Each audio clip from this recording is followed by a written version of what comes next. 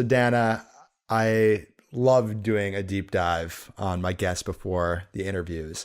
And you're a self-professed science nerd. Yes. So yes. I'm curious, what are you geeking out about right now? Oh, wow. A lot of things. Yeah. Yeah. Actually, a big topic lately, which I don't know why so many people are so interested in longevity and people not dying. Okay.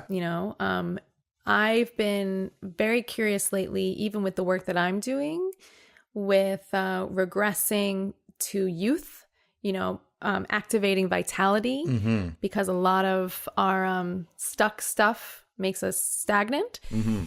I'm always so I guess you can call it pseudoscience, but the metaphysical world, bringing together science and spirituality is always my favorite topic. But in general, I mean, everything in science. I mean, on the airplane ride in, I was watching, Genius. Very cool. That's really interesting to me. And it made me think of, as we get older, we feel like we have so many responsibilities and that we need to be adults. And sometimes we detach ourselves from like the child, playful, little boyish or girlish charm within ourselves that like keeps life lighthearted and fun and playful and helps us balance all like the real crap that we have to deal with on a daily basis. Yeah. And that is vitality. Vitality exists within us in our own little inner child.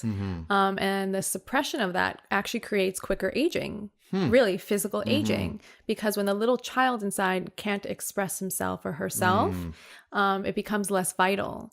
So joy and play and literal expression of whatever that is will create a more youthful, vibrant physicality.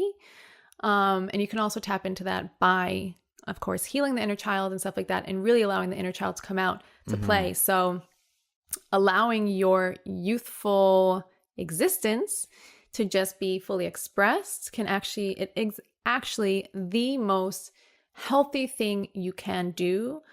All these other things can be, like supplements, for example, they'll help feeling good and stuff like that. But the biggest anti-aging, the biggest vitality upgrade will literally be allowing your inner youth, your inner person to be expressed. It's interesting. It's true. It's not so easy to be playful.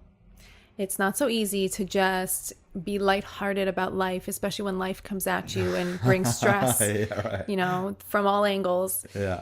But it's important. And also what I'm realizing, that the way that our society is built, that what we admire is productivity. We admire achievement. We admire killing ourselves in order to make a name for ourselves. It's so gross. It's the truth. Yeah. It's the way we were raised. The fact that we admire this ultimate push of having to be forcing this productivity is also creating a misalignment in health. Where in reality, if you go to other cultures that are more tribal and have a community and stuff like that, and they do dance and they shake and they sing and stuff like that, which is natural, they'll bring a vibrance into their life. So I think what we're seeing or hoping to see more nowadays is that this Western society of push, which is actually making us ill, we're going to have to revolutionize it, because ultimately, and I think it'll be a beautiful blend actually of the Western push, the Western, go prove yourself, go make money, develop yourself, and more of the calm and Eastern philosophy of just be. Right. So I think we are somehow coming to a middle ground, and that would be optimal well-being and health, fruition of who you are and acceptance of what is. And those two in combination can provide a lot of health. Sure. That really resonates with me, because as I was telling you off air, the last year in 2017, I was working like 80-hour weeks, and I was so addicted to it. And like, I love everything that I'm up to. But as I mentioned, like, I was way past this law of diminishing returns, where I was just putting in the time and the energy and wasn't necessarily getting better results as a result of working so much. And, I certainly find that when I have better balance, when I'm taking time to, relax and go get a massage or to go dance and play and maybe be a little bit weird in conjunction with the work, that's what really allows the creativity to flow and for me to have more productive work sprints and spurts as well. You know, there needs to be downtime. And actually, it's the truth. My most inspired moments come from the moments of downtime. It's actually true. You know, the subconscious mind is the creative energy. Okay. And that requires space. It requires a flow. It requires a little bit of quiet to come in. You know, all genius moments happen in the shower or happen when you're just like hanging out. They don't happen in busy, productive mode. You know, and we're taught to be so linear. We're taught to be, you know, in math, there's an equation, and if you do X, Y, Z, it's going to equal something. But genius thinking and inspiration come from life experience, quiet time, and it really just kind of falls within you. Right. Very different. Right. And what that made me think of is, if I'm following like a systematic approach or formula, I'm going to be staying in line to some extent versus opening myself up to whatever could be unfolding in front of me that maybe I couldn't see. You know, Yes. To me, that's where creativity is seeing something that I couldn't see before.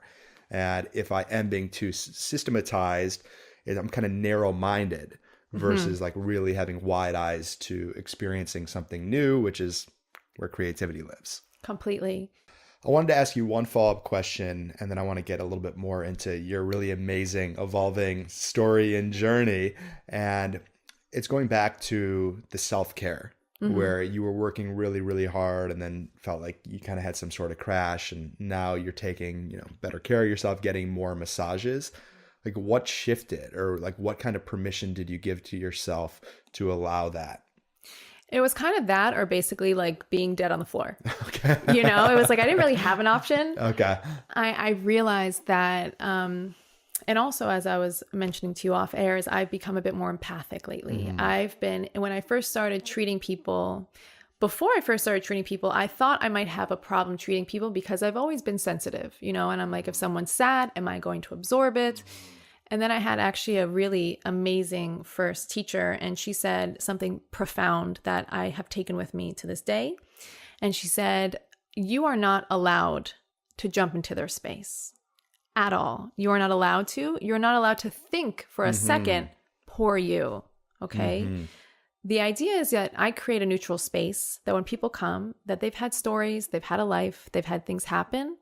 But for me, being empathic and be like, oh, wow, I feel so bad for you, is actually creating a victim out of them. So the idea is that the empathy of feeling someone's pain and bringing it on into yourself is actually, first of all, 100% not doing a service for you, but it's even worse for them because you're keeping them where they are. So she kind of gave me a little slap in the face that I loved, because for the first number of years, when people came to see me, it wasn't as I was never harsh. It's not the point at all. But I was just very neutral about whatever the story. And I deal with very severe trauma all the way, the whole spectrum of physical, sexual, emotional, whatever trauma. All the real stuff. Spiritual trauma, you know. Yeah. And which is a thing I'm realizing actually exists, spiritual trauma. And so when I first started working, it was exactly that.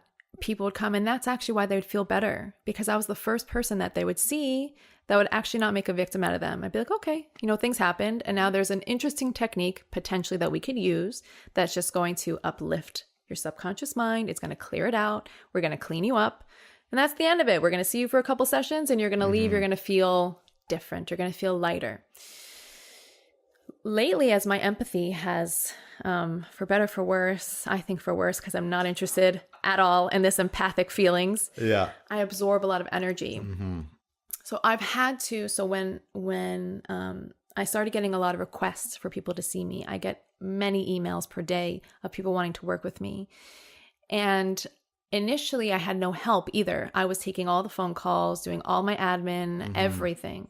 Now I have people working for me, which has created a barrier, which is really was very important. Yeah. Yep. And then I was not able to handle my workload. I really wasn't able to handle my workload.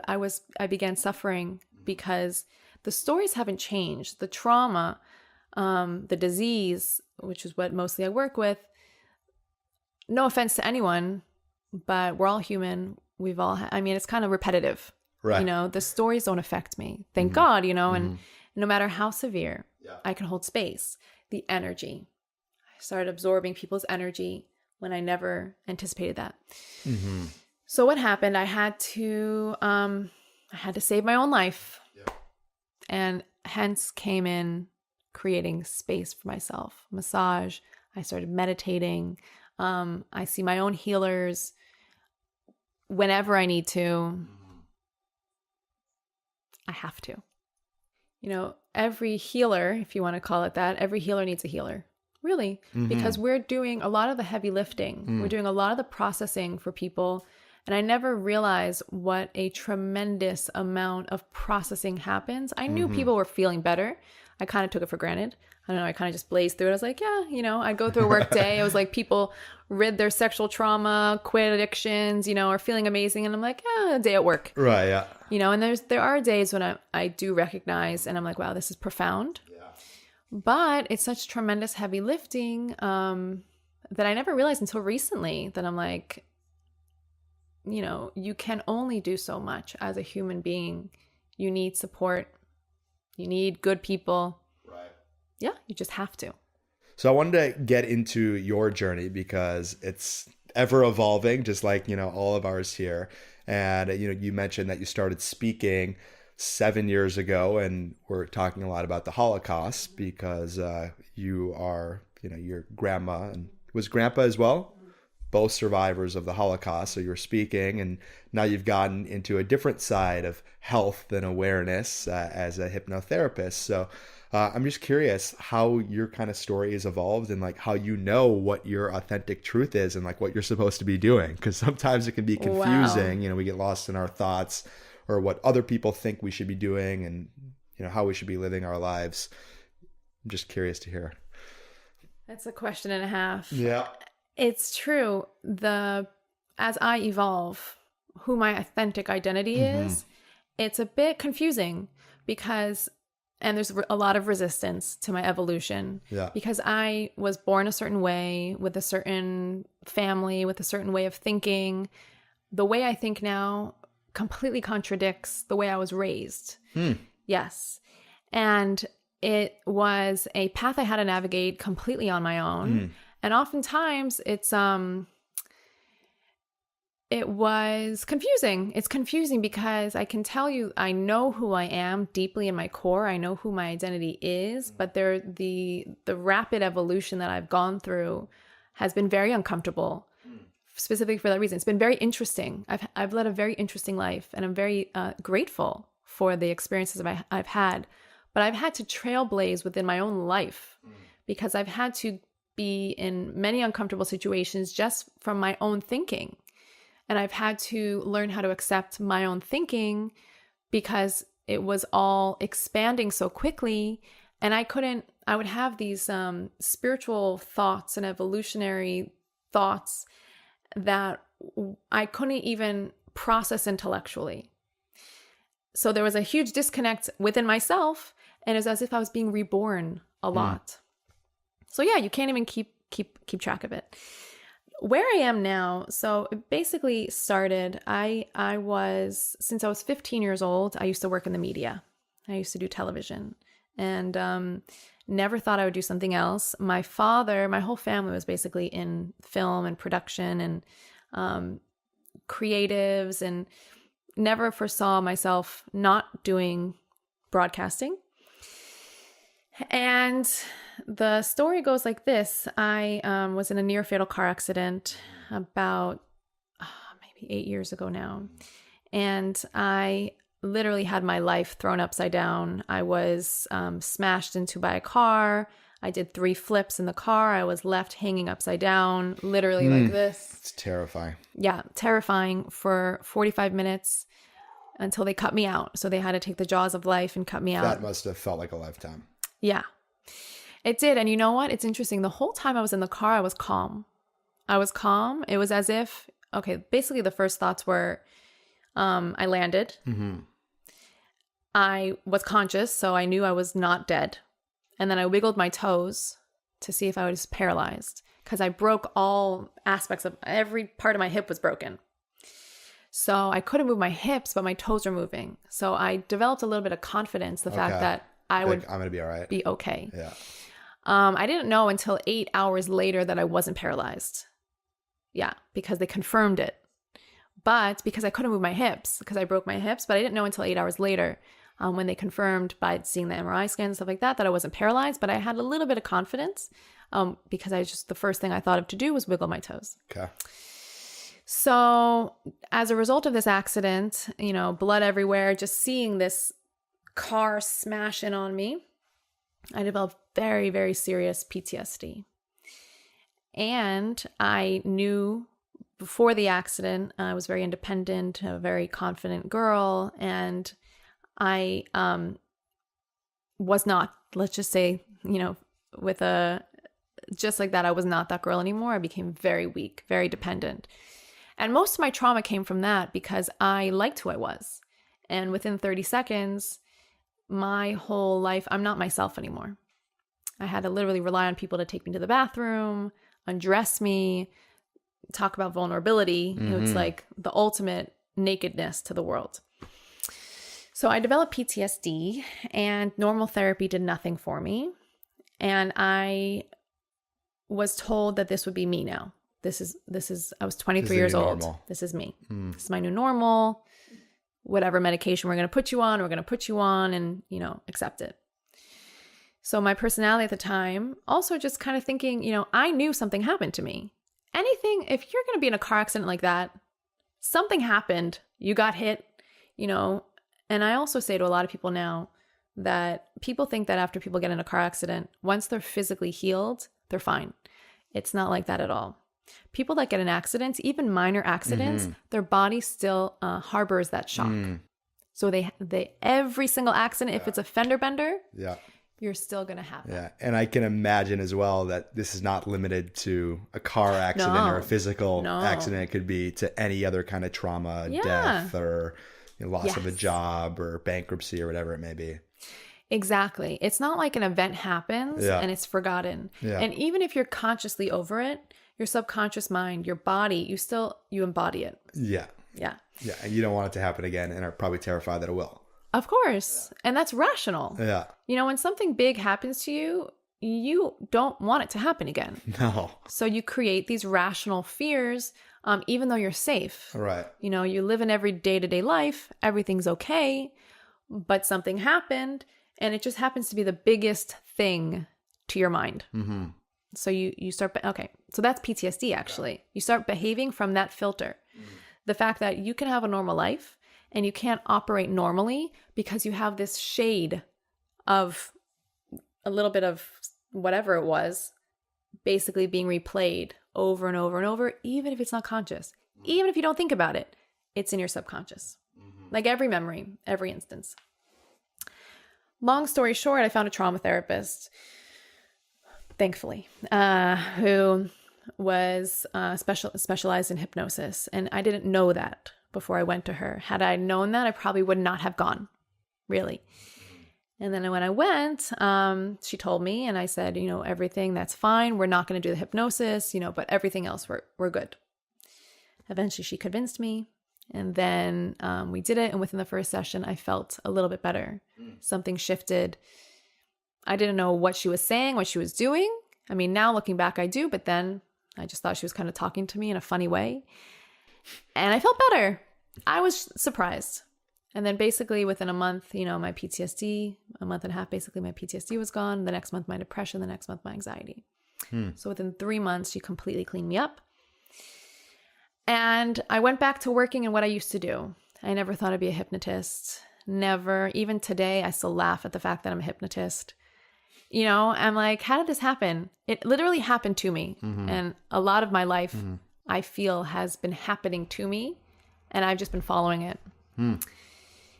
And now I've been a hypnotist. There was another opportunity that happened about a year later. After my healing, I became fascinated by it. And I started reading every book I could get about my experience and the mind and stuff like that. But it was just a curiosity until about a year later where other opportune events happened that I decided to pursue this as a complete leap of faith into a career of the alternative world of hypnotism. And I haven't looked back since. Now things are evolving again. And I was never a spiritual person. I was actually an atheist growing up. Really? Wow. I grew up in basically a secular, super, super secular, very anti-religious family. Interesting. Okay. And now I'm very spiritual, not because I want to be. I still resist it. But it was a part of my personality that wasn't born due to the accident. It was actually born due to the healing from my accident. And I started just becoming fascinated with energetics, the universe, everything being connected. I started having these very profound thoughts that were kind of coming out of nowhere.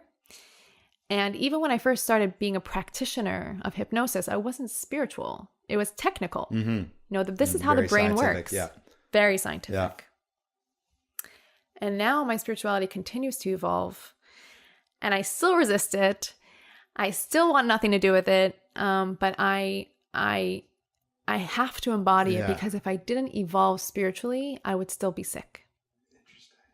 Yeah. I would love to have you expand on that, because spirituality is it's such a deeply personal and not personal thing. And I think that, our egos, the things that, we attach to for our own identity naturally, we repel this idea of spirituality and oneness essentially. And it's easy to write it off as frou-frou. Yet at the same time, like you said, it was tied to your health and your well-being. And for me personally, I didn't have a spiritual identity probably 5 years ago.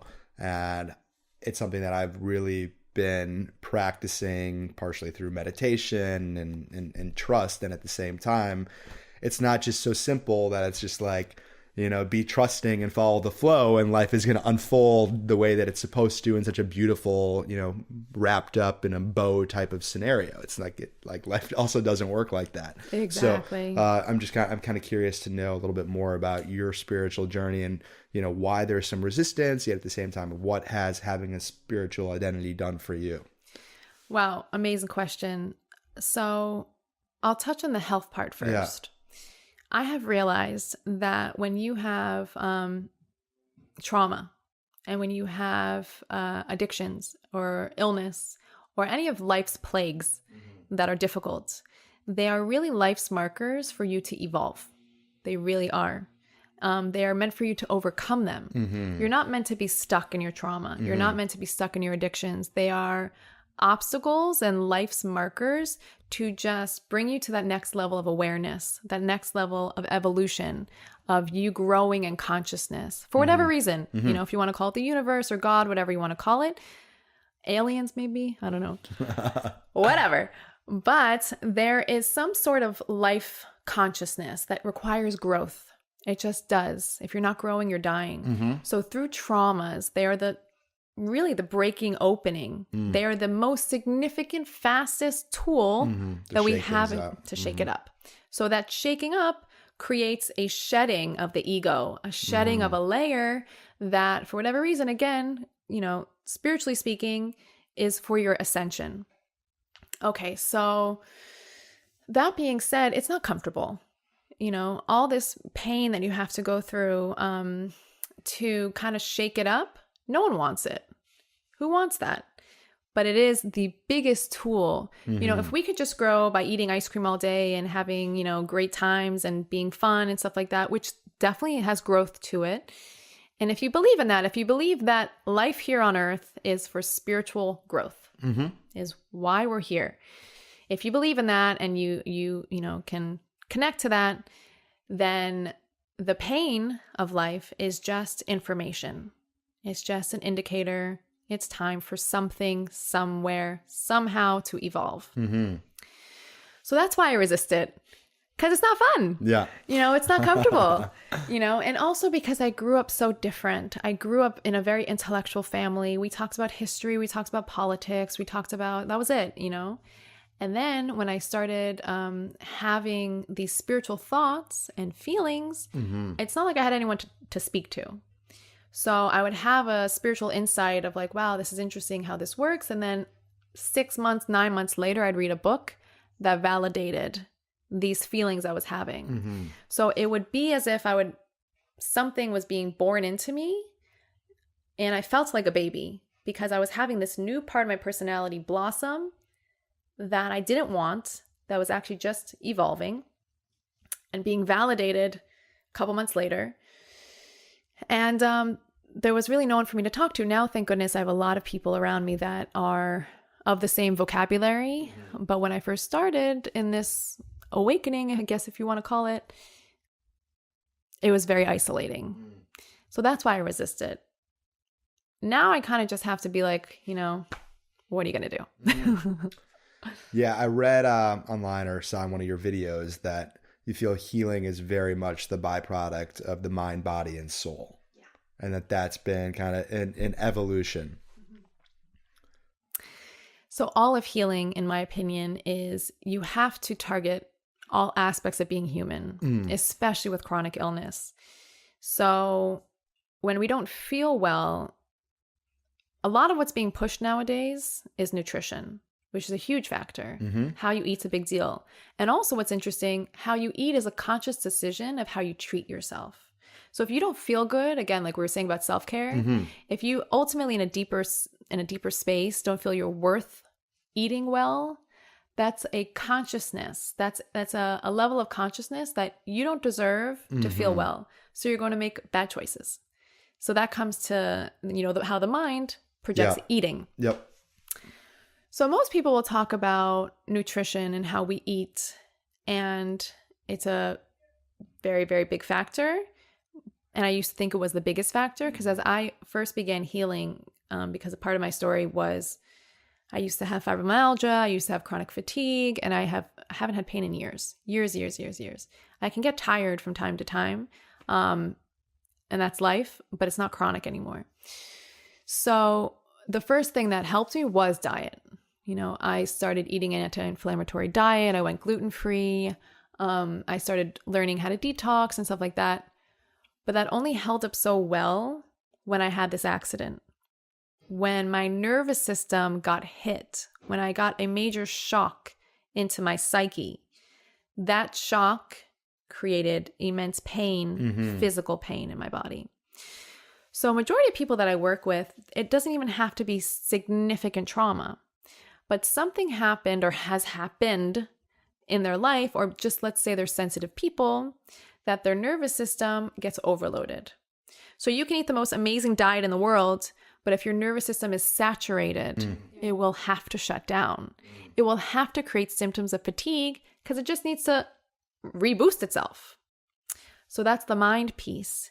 You need to really release and elevate and upgrade these things that are burdening you, that no longer exist. They're just still on replay in your subconscious mind. And the spirit part is it's energetics. If we believe that we're all atoms and molecules and ultimately just dense energy, there's people I know that, they're energetic wizards. That's the only thing I can call them, is they're healers that just, they work with your energy and you feel better. I don't know what they're doing. You just feel better when they leave. And the last aspect of spirituality is prayer. Prayer is a practical thing. People think prayer is mystical, and it is. But technically speaking, when you're speaking in this elevated way, and you're kind of, again, one of the biggest spiritual lessons is surrender. You want to surrender to universe or God or whatever you feel it is. One of the biggest ways is just giving it up and giving it over. And that element of bringing your thoughts and your speech and your actions to higher, behavior and really connecting to your essence. It's another aspect of healing, that we don't talk about much, but yeah, there needs to be this spiritual level too. Yeah. Question for you, because you deal so much with this subconscious and you work with so many different people. I'm curious, what are those kind of most common root cause issues that you feel people are dealing with, and any, quick advice for people as to how they can really transform and change their relationship with whatever those root cause issues are. Yeah, it sounds funny, but the root cause to everything, really, really everything, is love or lack of it. Mm-hmm. So when we're kids, it's all we need, and food and shelter. And oftentimes that feeling of being unworthy, so feeling unworthy, feeling like a lack of acceptance of self and being unlovable are really the root causes to everything. So the biggest aspect of healing, any type of healing, is really coming back to yourself, coming back to who you are and embodying it and displaying it. Because a lot of problems come from repression. When we repress our inner being, when we are not able to express ourselves, and when we oppress our emotions.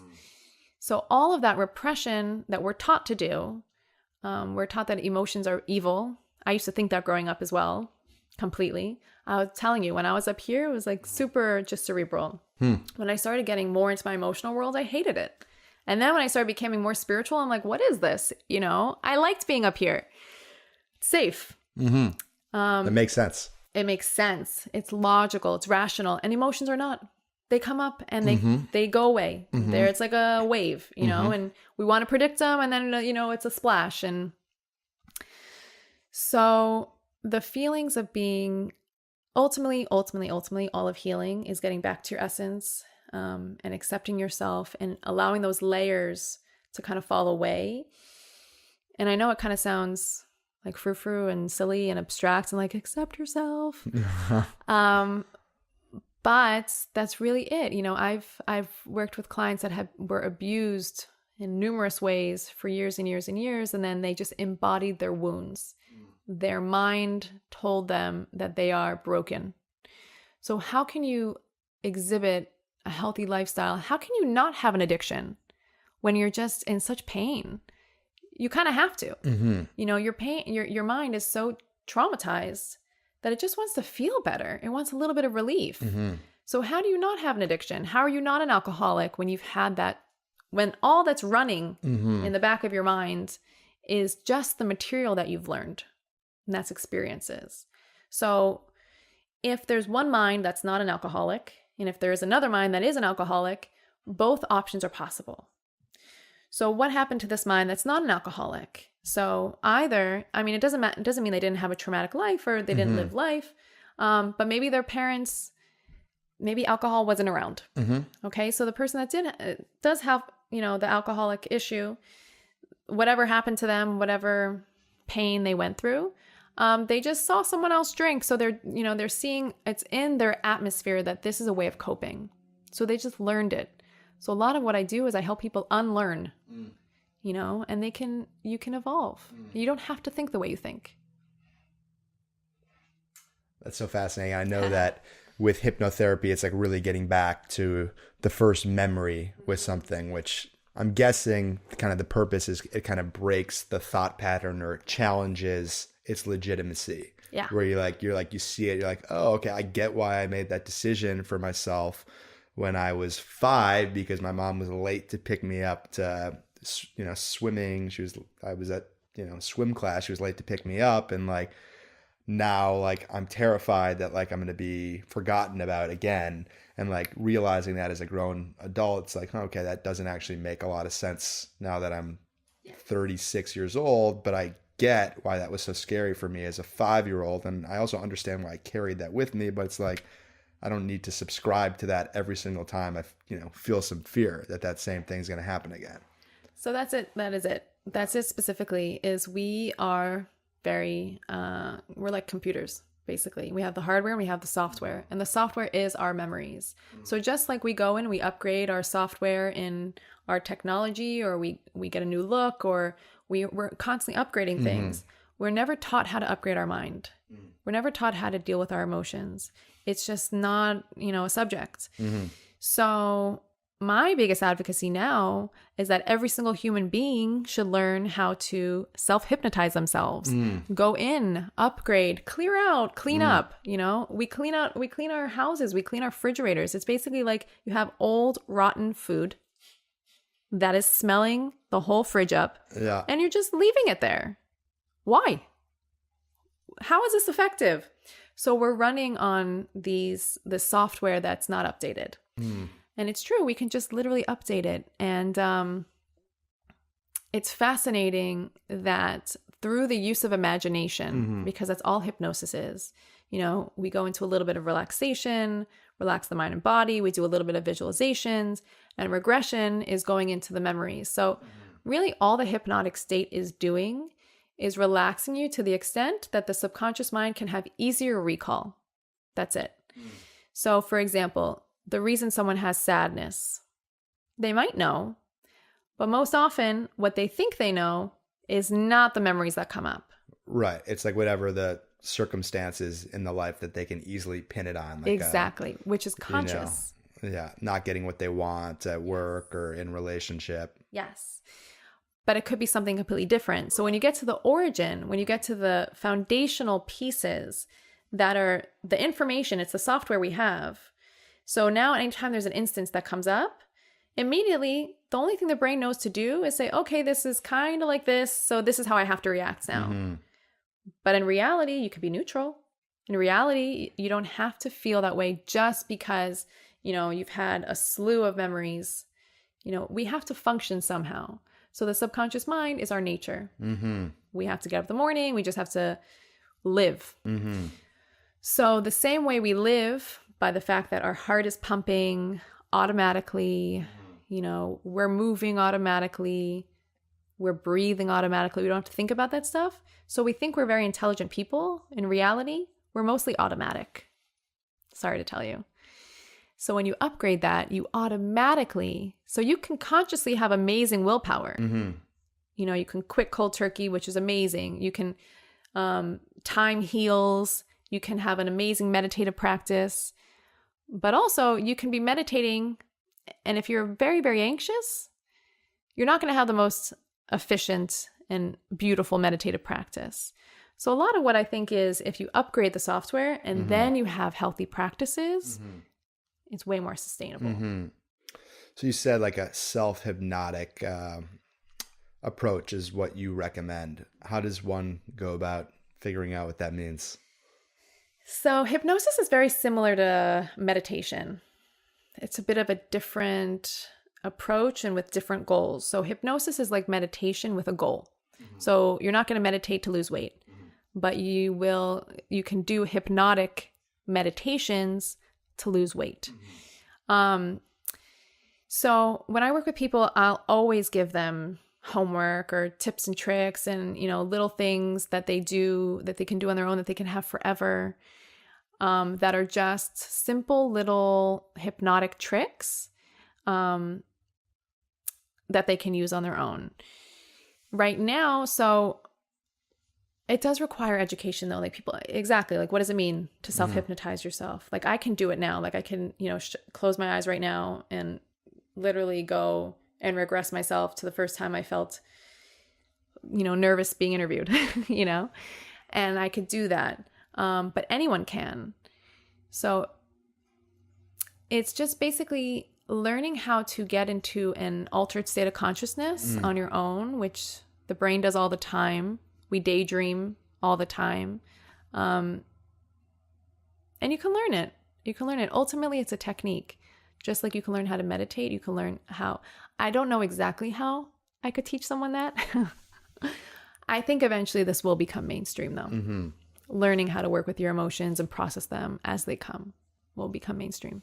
That would be amazing. Yeah. Because the opposite is, I'd say it's like pretty much like what the world looks like today is us not knowing or having a lack of awareness of what, the root cause of our emotions are, really perpetuating patterns, many of them being things that aren't supportive for us, they're not supportive for others, and the state of the world kind of is a reflection of that. Completely. You go to a lot of places around the world and the air quality is just atrocious and there's trash everywhere, and that's kind of symptomatic of just like not really taking good care of ourselves, and in turn we're not taking that good care of the world. Yes, I think we are at an interesting time now, though, where there is a huge consciousness shift, and that a lot of people are way more than ever. Like in the past, again, if your father's an alcoholic, if your grandfather was an alcoholic, you're just going to be it's a subconscious pattern. It's a behavior you're going to exhibit. Not everyone, but they say it's genetics and stuff like that, but it's learned behavior. Right. So since the beginning of time, we've basically been functioning what we're taught, we will exhibit. Now there's so many healing tools that are becoming mainstream that we don't have to be our history.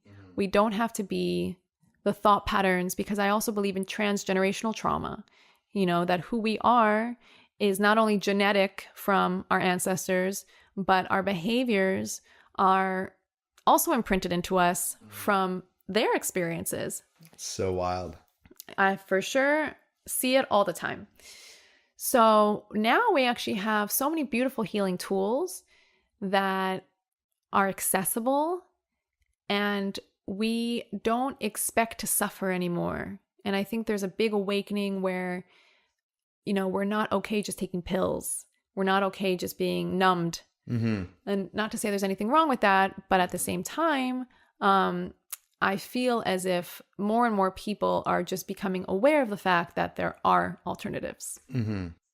It's so fascinating to me. And I know you were using the example of alcoholics, and like, we're all alcoholics in our own right. Oh yeah. Completely. It's like, whether like, you're addicted to exercise, which is kind of like something that you could easily write off as something being really healthy, but like maybe you're exercising to avoid some other sort of like emotional pain, or having like, a clearing with your spouse or partner, or, addicted to TV, or, whatever it may be. We all have these avoidance mechanisms, which, allow some of this deep programming and trauma to be replaying, within our subconscious. Yes. So it's really, really, really fascinating stuff. So thank you so much for all of your sharing. This has been a really enjoyable conversation. Thank you. Yeah, it is time for the truth challenge. Oh no. So I've got 5 questions that I've come up with for you, and I'm going to ask you each of the 5 questions. You'll have 30 seconds to answer each, and it's just your job to answer them honestly and authentically. Should I be scared? Do you accept the challenge? No, don't be scared. Okay. It's it's just like anything else, not as scary as whatever, Okay. the story you're telling yourself right now. So, okay, you accept the challenge? Yeah. All right, the truth challenge with the one and only Danna Pycher. Okay, question number 1 for you. Are you being real? Yes. Okay, third. I have more time. Okay, yes. And lately, I used to filter a lot of my thoughts, and now I can't. Literally, if I don't say what is on my mind, I feel pain in my throat. I have to express what I'm feeling, or I just literally will feel it. Question number 2, let's ask a follow-up question to that. What's an example of something that you just never would have shared in the past, but now like that's the exact example that you were giving in the last answer? All this spiritual stuff, all my more metaphysical thoughts, my esoteric thoughts that, a couple years ago, I would not be friends with someone like me. Really, I would not like me. And now I have to be me.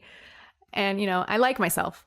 But all those more esoteric thoughts that I have that I really find practical evidence for, I would never share with anyone. I would never tell people my deeper, intimate, thought process. Question number 3, this is our giving confessions question. What is something that you're embarrassed to admit or don't share with someone, but you're willing to share today because it could help somebody else? Okay. Okay. So when I was healing from my accident and first experiencing hypnosis, actually the first thing we worked on was not my accident. It was actually sexual trauma. And that was a big aspect of my healing, chronic illness. So that's that. And also lately I'm becoming, and it's very weird for me, but I'm having intuitive abilities that I never believed in and stuff like that. And my psychic abilities have opened up and I don't like it. But I know a number of people are afraid of that. And for better or for worse, it's happening to me as well. Question number 4, can hypnosis be dangerous? Like what's the craziest thing you've heard? So no, it can't be dangerous because again, it's as if you're in a daydream. And especially, I put people in alpha level brainwave, which is basically the brainwave right underneath this, because we have to converse, because regression therapy requires you to tell me what you see and what you feel. It cannot be dangerous. The craziest thing, I've heard many crazy things. But it's okay. Nothing. Past lives are the craziest. Past life regression blows my mind. Because again, the trauma that I've heard, and it's not like I'm cynical, but it's human life. It happens. And I've heard war stories. I've heard things like that, which are terrible, but past life. And question number 5 for you. What is a habit or a story, some sort of subconscious thing that you're really committed to breaking that pattern? Oh no. Of myself? Yeah. Okay. Well, I used to have a love addiction. I used to go in and out of relationships because I liked the high of new love. And the moment that high ended, I was no longer interested in my partner. And I never knew that this was something, like this is a thing, that it's kind of addictive, but just like a drug, you get dopamine from it. And and when I first kind of discovered it, it was a little bit like weird and shameful, but you realize just like any kind of subconscious pattern, there's an origin. And I think I'm better now. Getting better. The one and only Danna Pycher. Thank you so much for your vulnerable shares and answers here. Yeah, anything you want to substantiate on anything? We're all, no matter who we are, every single person, it is the human experience to go through all of the emotions. So all of us have them, no matter if you're famous, rich, poor, it is the human experience to experience emotions. So may we all have kindness and mercy towards each other. Amen. So what can we do to support you? Support me? Yeah. Thanks. Well, education, if just telling people that they don't have to suffer, that there's interesting ways of working with their mind and their energy. In particular, right now I have self-healing courses that are amazing. Basically, when I work with people with chronic illness or any addiction or any whatever is going on, is I clear out the emotional world first. So stress, anxiety, sadness, anger. And when that's cleared out, when there's a base level of just, okay, feeling solid, then we work on the particulars. But most people can get a lot of clearing just by clearing those. So I have a course for that, which is online. Anyone can do it. It's self-guided. And I have a course for weight loss, also that's self-guided. I get great feedback from both. So if you want, you can hang out on my website. It's www.dannapycher.com. It's DANNAPYCHER.com. And if you want, you can follow me on Facebook. I'm not the best at social media. I'm not so active. And I have events, and I want to really get into large mass healing. That's kind of my next move. You are so incredibly gifted, as well as a wealth of information. And thank you. So open and honest and real. So thank you so much for being who you are. I've had a chance to experience your work. I think I've done 2 regression therapy sessions with you, and you're amazing. Your voice is so safe and soothing. And so I recommend everyone to check out Danna's work and go to your site and get one of your courses. Thank you so much. Yeah. It was fun. Yeah. 2 more questions. Yes. One of them is, since this show is all about being real and, we're having a vocal external conversation, what's been your internal narrative here the last hour? Am I really going to answer this question? Am I really going to say this? Nice. Mainly that. And lastly, what final words of wisdom advice do you have for listeners of the show? I have optimistic feelings for the direction that we're going, really, even though it's been a tremendously stressful time period. Yet from the trajectory of the history of mankind, we are becoming more evolved. And one last thing, our technology, which is something I'm even recognizing myself, even though it provides such benefit and such connection in one way, it really is zapping our energetic resources.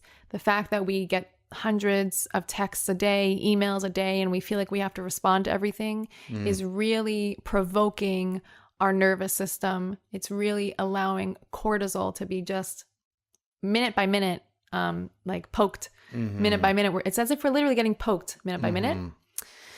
So if there's any way that you can just disconnect and get back to, again, your essence, get back to nature, we are more so than ever in the history of mankind, even though we're, very, on the one hand, seeing a lot of benefits from our technology.